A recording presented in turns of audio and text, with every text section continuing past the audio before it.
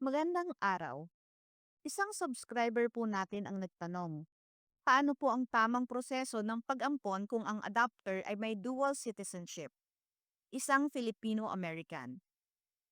Kung ikaw ay isang dual citizen na nagnanais mag-ampon sa Pilipinas, panoorin niyo ang video na to at tatalakayin natin ang legal na proseso ng pag-ampon para sa mga dual citizen na Filipino.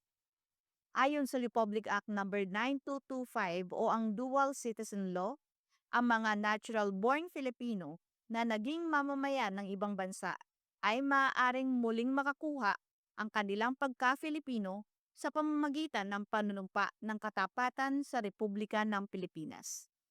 At bilang dual citizen, maaari kang mag-ampon sa Pilipinas basta't sumusunod ka sa mga qualifications na itinakda ng batas.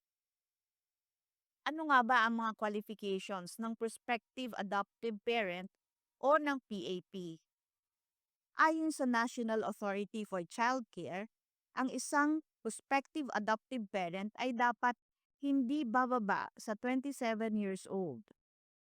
Hindi rin bababa sa 16 na taon ng agwat sa edad ng batang aampunin maliban kung ang PAP ay magulang ng bata o asawa ng magulang ng bata.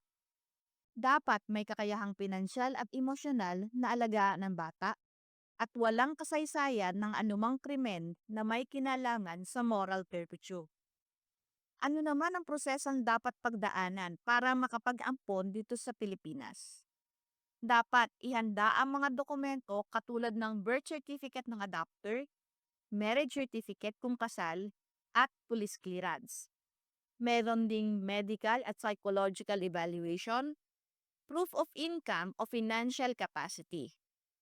Kailangang isumite ang application sa NACC o sa Accredited Child Placing Agency. Magkakaroon ng home study. Isasagawa ang home study upang suriin ang kakayahan ng adopter na alagaan ang bata. Meron ding matching process. Pagkatapos ng home study, maghahanap ang ahensya ng batang angkop sa adopter. Magkakaroon din ng tinatawag nating Pre-Adoption Placement Authority. Kapag merong angkop na bata, bibigyan ng PAPA ang adopter upang simulan ang trial custody.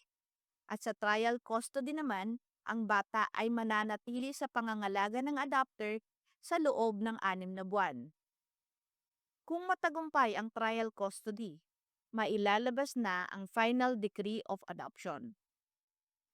Ang proseso ng pag-ampon bilang isang dual citizen ay maaaring maging masalimuot.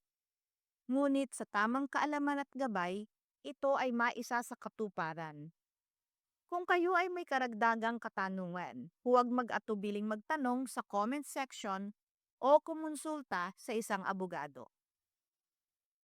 Kung nakatulong sa inyo ang video na to, huwag kalimutang mag-like, mag-subscribe at i-share ito sa iba na nangangailangan ng information na ito.